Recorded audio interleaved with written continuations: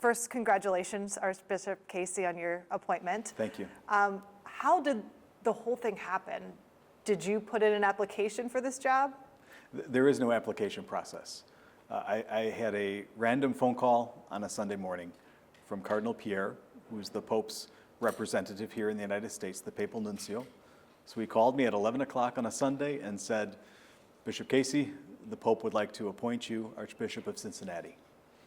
And what my was your answer reaction? is yes, thank you.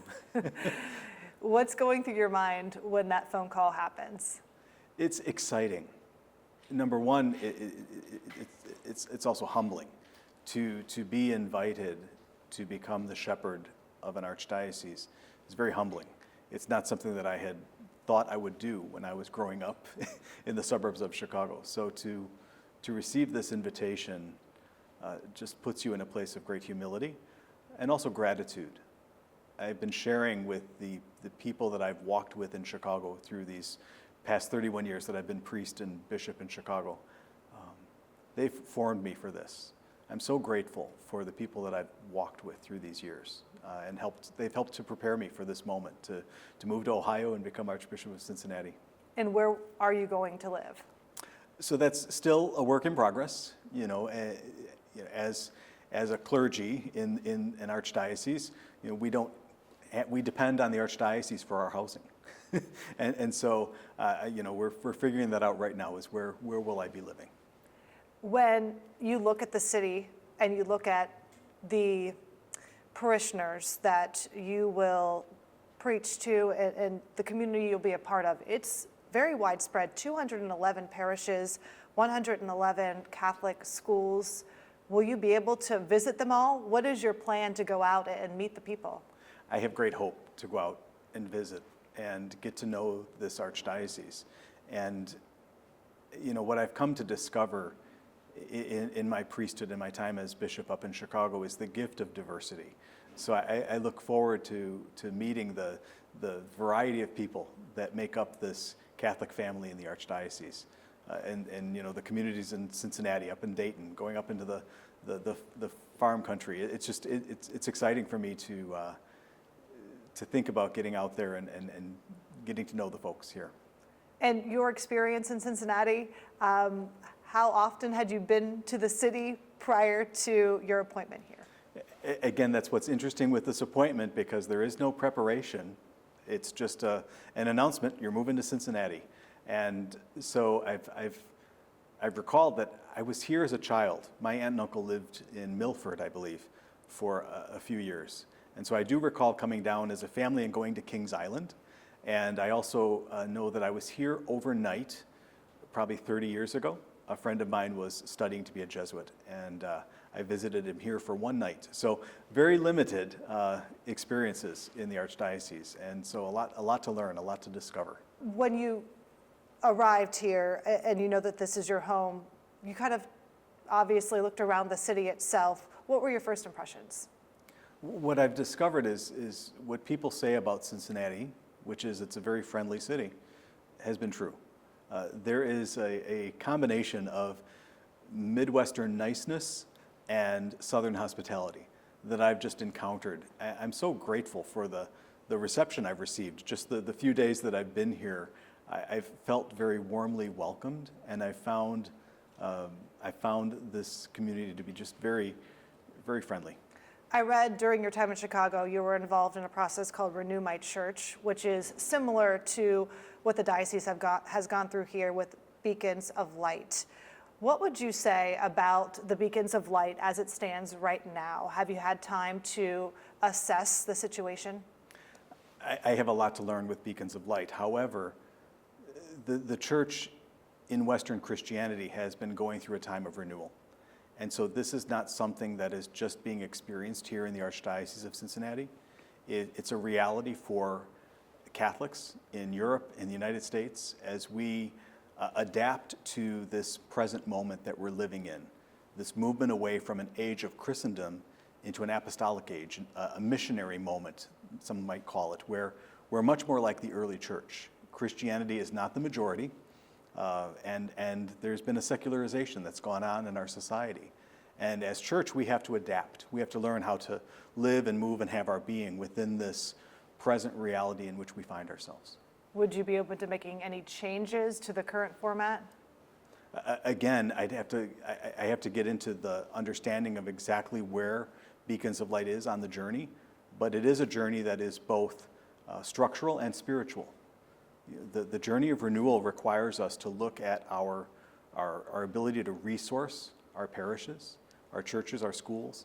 How do we want to structure ourselves so that we can best live out the gospel that's been entrusted to us? So there's a structural element to it, but there's also a spiritual element of each one of us looking into our own hearts and saying, how do I accept the call to follow Christ?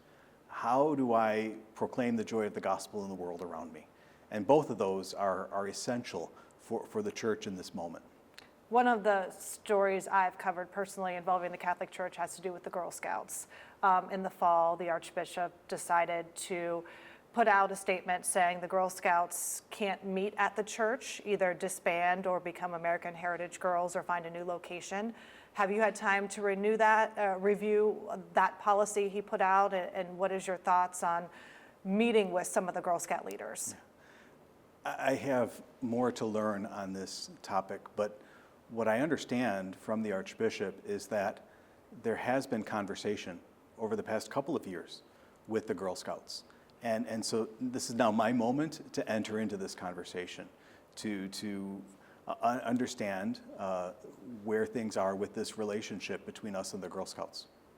Another story that I've done goes back to a group called Ohioans Protecting Our Children. It deals with some moms. It started a grassroots effort after their parish priest was convicted of some sex crimes against children. They're very much interested in the church itself being more transparent. What would you say to some of those parishioners who maybe have lost trust in the church and want transparency? What I was grateful to discover coming to the Archdiocese of Cincinnati is that the Archdiocese here has been engaged in the work of safeguarding, in the work of giving voice to those who have been abused since the early 90s, I believe 1993, long before the Dallas Charter of 2002. That to me is a sign that the church here sees this work not as a requirement, as a response to a rule that's been instituted, but rather as something that we recognize is important. It's something that I'm aware of also from the Archdiocese of Chicago. You know, when I was in seminary back in the early 90s, that's when the Archdiocese of Chicago under Cardinal Bernardine began its work to make course corrections in terms of how we operate, how we provide safe environments, how we respond to those who have been abused. And so I'm grateful to see the efforts of the church through the past 30 years. There is always more to do. There is always the opportunity for us as church to partner with other institutions and agencies, because other institutions and agencies are not as far along in this work as we are. So I think we have something to offer in terms of creating safe environments for our children and our families and for providing safeguarding. Back in October, the Pope's Review Board had put forth some information saying that they would like some financial compensation for some of the victims. Is that something that you will maybe look into for some of the victims here locally? I think, again, that has been the work of the church over the past number of decades, is working with victim survivors to find healing, to find a path forward, to be able to find some resolution to something that, again, is a wound that will never completely heal. When you look at the parish as a whole, there are some parishioners that maybe are not active parishioners. How would you try to encourage those who are Catholic but maybe not active Catholics to come back and go to Mass on Sunday and be a more active part of their parish? I think there's two realities within our church. Oftentimes we speak of people coming back to the church, and there are those who were a part of the church that have left. There's also a number of us that have never really felt that the church was ours, have never really felt that they belonged. And so I think that that's a different work to be done. It's not calling people back, it's calling people to. And that's where I think Pope Francis has been very effective in reminding us as church that it's not just about us opening our doors and waiting for people to come in, but it is about us as church opening our doors and going out into the streets, going out into the communities, and being witnesses to the joy of the gospel that we know. And I know that that comes from my childhood. As a child, I came to discover a friendship with Jesus. And it was out of that friendship with Jesus that I found my call to be priest.